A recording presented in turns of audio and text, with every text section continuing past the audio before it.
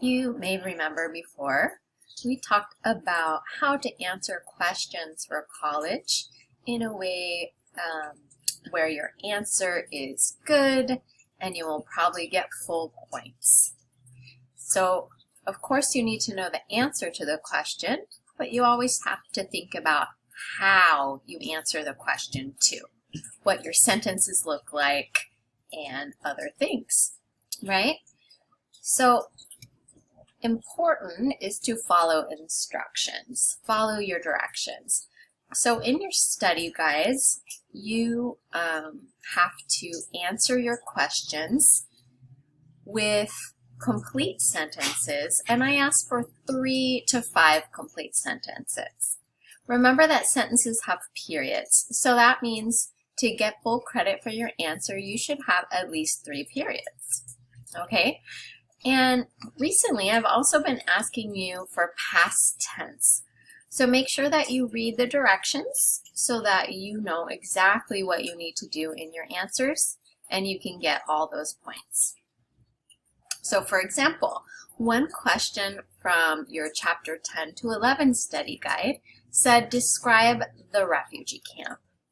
I think some students got confused and thought the question said, what is a refugee camp? But here I'm talking about the. The means a specific camp. I'm talking about the camp that Salva goes to, okay? So here's one possible answer. There were families, men, women, young children. They run away from rebels or government. Now I only see one period. So that means this is one sentence. But let's look a little bit closer. There were families, men, young children. They run away from rebels or government. Is that really one sentence? I don't think so. So there were families, men, women, and young children. This is a list. And then I should put period, because this is a new sentence, right? And I want to use past tense, so I'm going to say they ran. They ran away from rebels or the government. So already my answer is better, but 3 sentences. I need to say a little bit more. So I could say something like, it was crowded with people. Some were sitting and others were standing. So since we also talked about simple and compound recently, notice that most of these are simple sentences, but here I put in a compound sentence. Okay? So that just makes my answer a little bit better. Now, how do you start your sentences? We talked about this a lot before. Remember that you want to repeat a little bit of the question in your answer, and you never want to start your answer with because. That's fine for talking, but it's not good for writing. A lot of people forgot about that. I saw answers like this. What was happening in Naya's village? Why was Naya doubtful? People started clearing the land between the 2 trees. Naya felt doubtful, period, because she thought there is no water in that dry place. I started a sentence with because. I did repeat a little bit of the question, that was good, but I need to continue without stopping. Naya felt doubtful because. This is all one sentence. Naya felt doubtful because she thought there was no water in that dry place, keeping everything past tense. Okay? So, you want to repeat a little bit of the question. You don't want to start with because. Here's another important point, but this is a new point we haven't heard before. Remember, you want to repeat some words, but not all of the words in a question. So specifically, you're not going to repeat the words happen. So if I say, what happened? you're not going to say happen again in your answer. Or if I say, what did they do? You're not going to use the word do in your answer. So let me show you. Who were the 6 men with weapons? What did they do? So there's a do here, but you're going to use a different verb.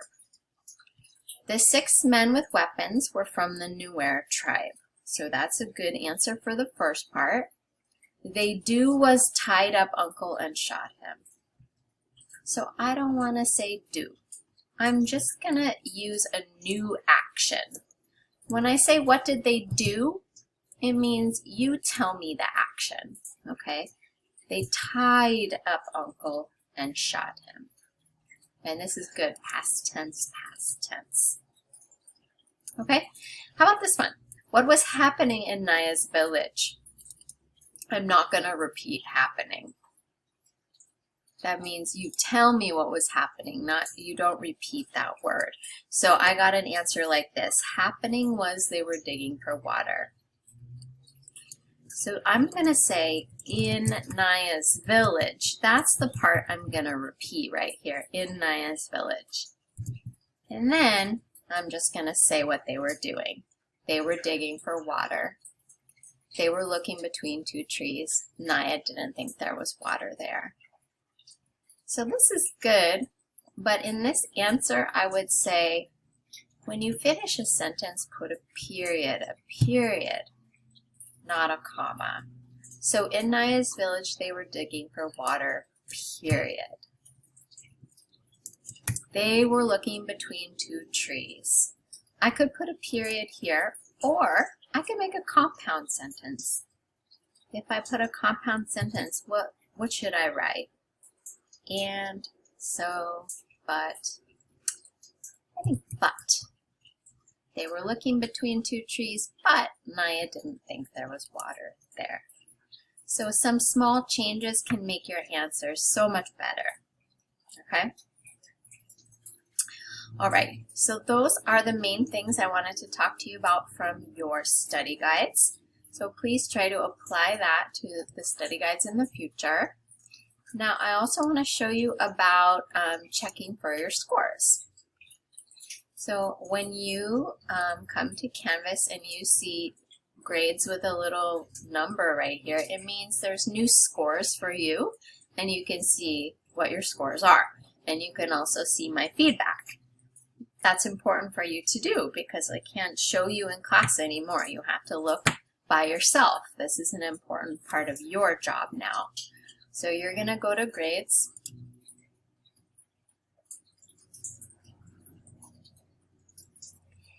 And as you scroll down, you can look for any new scores. The new scores have blue dots. That means I haven't looked at this one yet. So this is the study guide from chapter 10 and 11. Okay, so I'm going to click on it.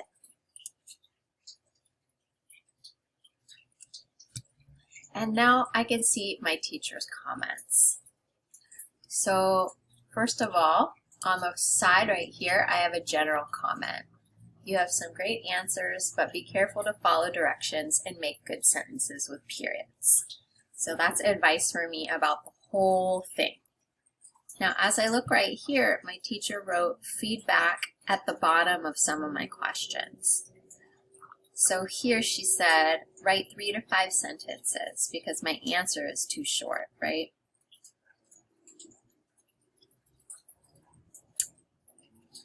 Here she put good answer, but past tense. And then she showed me how to make the past tense for my answer. Here she said, good job. And here she said, oh, my answer isn't complete. They are Nuer, they tie up uncle, they steal his clothes, but the important part is they killed him. They shot him. Okay? And I can see right here that I got half points for that answer, and this tells me why.